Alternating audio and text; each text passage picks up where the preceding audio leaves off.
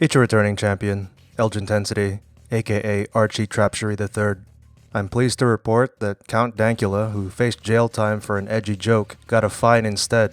He won't pay it and has a war chest for his appeal. In fitness news, Callum Von Mosier recently starred in Cliffhanger 2, where he did his own stunt. The transgender weightlifter who I thought would stomp on everybody in women's weightlifting ended up retiring from the sport due to a gruesome injury. Finally, I used the Infinity glasses to destroy half the universe of hacks who copied my apparel designs. On to the first question, which comes from Chris Mitchell 507, who asks, have you ever met in real life some of the people you roasted in Gym Idiots? If so, what happened? No, I haven't. Almost every fuckhead I've roasted in Gym Idiots is either in another state or another country, so the chances of meeting them are slim. I also make a point not to record anybody in my own gym. I'd rather wait for the gym fail videos to come to me. Maybe I'm just saying that so people at my gym let their guards down. Unless I go to a fitness expo, I doubt I'll ever meet these dunces. If that happens, I know they'll do nothing but shake my hand and ask for an autograph or picture, because they won't want to be humiliated again. Dick Dixon asks, okay, so Avengers Elgintensity Ward. You obtain the gauntlet with all the stones. You can now alter the YouTube fitness community with a snap of your fingers. What do you do? The YouTube fitness community is boring enough as it is, so I wouldn't outright remove anybody.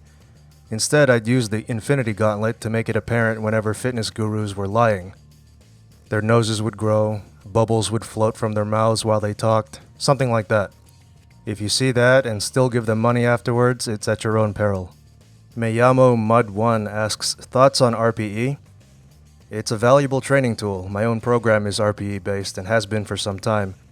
I wouldn't recommend RPE for beginners because they're prone to drastic over or underestimation. Percentages are much simpler and work for most people.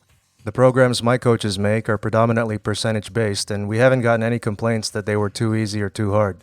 If you try it, just be honest with yourself so you don't rate sets too highly as an excuse to lighten the weight or cut the volume. Asian Image asks, what would your 3 watch collection for under 1K, under 5K, and under 20K be? For under 1,000, way under 1,000, I would get the Seiko SKX Pepsi bezel.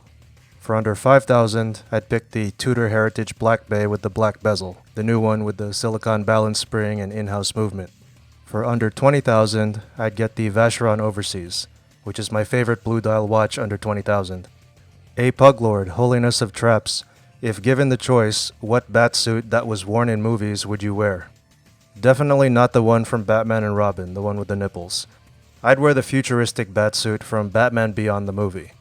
If flying around the city would get me into too much trouble, then I'd wear the Adam West Batsuit from the 1966 movie, because it looks easy to put on and move around in.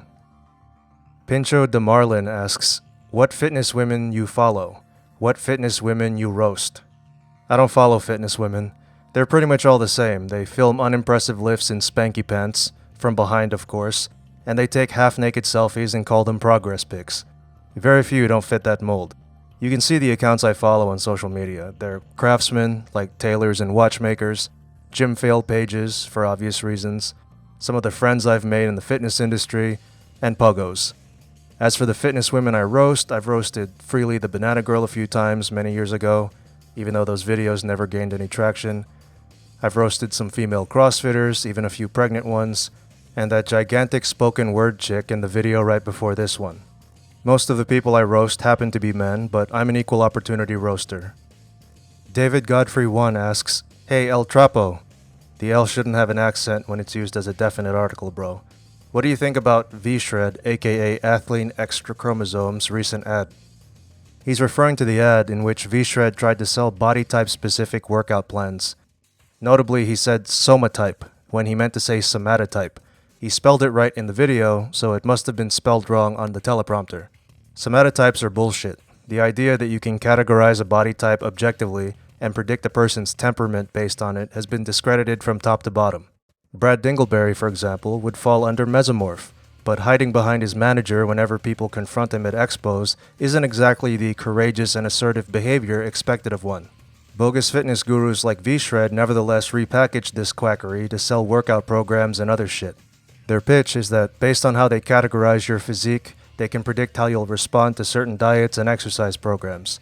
You might as well plan them based on your astrological sign, cause that's bullshit too. If you want more details and decibels, Every Damn Day Fitness just did a video about this. David O13 asks, cheap dress shoes I can stand in for a long time? Looked at Cole Haan, but $300 is a bit much. I used to wear Cole Haans in college, but it's such a shitty brand and I'm glad you didn't buy those shoes. I recommend you look for a pair of Allen Edmonds dress shoes on eBay and pay a cobbler to replace the heels and soles. If you ask nicely, the cobbler should throw in a shoe shine too, unless you want to do it yourself.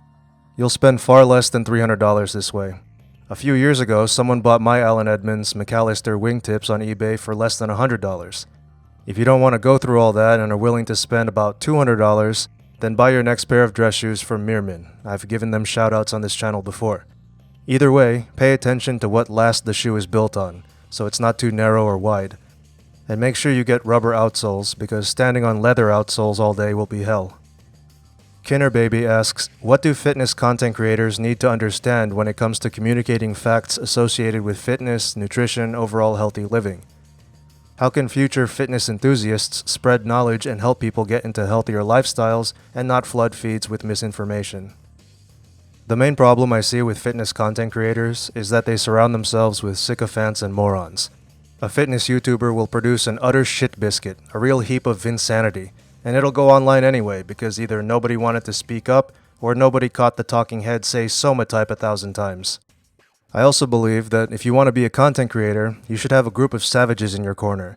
I have a few group chats with people who show me no clemency. If I run a joke or video idea past them and they tell me it sucks, then that's a public L I avoid taking. Anybody who makes more informative videos should undergo a similar peer review process. Even if you draw from the most reliable sources in the world, you will fuck something up, so form a team of superheroes to prevent that from happening. Greenfills, who's responsible for this video's trap pun, asks, which Audemars Piguet Royal Oak, 39mm or 41mm? Blue, black, or grey dial? My birthday was last month, bro, but I'll overlook your tardiness just this once. Go ahead and send a 41mm Royal Oak with a blue dial to me. I don't have a blue dial watch in my collection, so I'd pick blue just for the variety. I also don't want to wear a watch with a case size smaller than 40mm unless it's a true dress watch.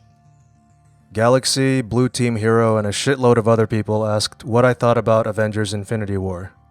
Spoilers are coming up. If you haven't seen the movie yet, don't skip ahead, I need the watch time. So mute the video and keep it playing until you see the first question of the lawyering round pop up on the screen. First, the humor was much better than I expected. Like when Drax ruined the Hallmark moment between Gamora and Quill.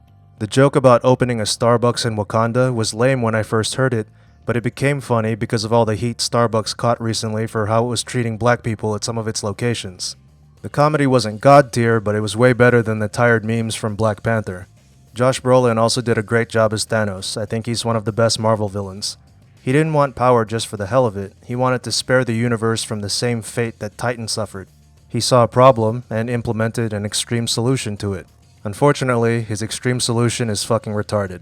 Thanos had absolute power by the end of the movie. He could have done anything he wanted to save the universe, and he chose to kill half of the sentient beings at random. He sat on his fat purple ass for 10 years, and that's the best plan he could devise. Also, his relationship with Gamora wasn't fleshed out enough. I didn't care when he threw her off a cliff, because my only glimpse into their father-daughter relationship was a flashback of him giving her a knife. I mean, it was a really nice knife, but it wasn't enough for me to think that he loved her more than anything. They spent more time on Thor's side quest to get the Stormbreaker. Be right back, getting a Thanos killing weapon that doesn't kill Thanos. The Infinity Gauntlet looked destroyed after Thanos used it, so maybe Thor will get another chance to kill him when he's not practically invincible. Finally, it was really lazy of Marvel to kill off so many heroes by turning them to dust. More of them should have died to Thanos in combat. I wanted to see blood, not dust. Of course, many of the heroes who died have sequels coming up, and Marvel isn't going to kill Black Panther after he just made them $1 billion, so those deaths were underwhelming in that regard too. I'd place Infinity War in the middle of the pack, just above Black Panther. Okay, fuckaroonies, it's time for the lawyering round. Let me adjust my glasses of lawyering. Robert fuck it. Would you rather 1. Only be allowed to quarter squat with knees wraps on in a Smith machine for the rest of your life and be forced to post all videos of it on social media without being able to make any of your accounts private or delete comments? Or 2. Be forced to horribly Photoshop all pictures of you before posting them on any social media, and same rules would apply as option 1. Public profile, no disabling comments, no blocking, etc. I would rather horribly Photoshop all my pictures before posting them on social media. But unlike a dumbass who reveals that they're photoshopped after getting caught, I'd announce that they're photoshopped beforehand in another post. That way, I don't backpedal so hard that I tank my own channel. And finally, Kaz Hadjic asks, would you rather 1. Promote V-Shred and his newest discovery, the Soma types, for 1 week, you have to do everything Vince instructs you to do, or 2. Take the 2 strikes Kenny got and transfer the onto your main account, clearing his account in the process? Kaz Hadjic, you motherfucker. I'll promote V-Shred and his newest discovery, the Soma types, for 1 week. Anything on my channel will get deleted by moderators, and anything I do on his channel will contain blatant contradictory statements that will go unchecked because there obviously is no quality control at V-Shred HQ. Like the video and subscribe to the channel, now. Everybody drugs their body sometime. Everybody tries the gear somehow.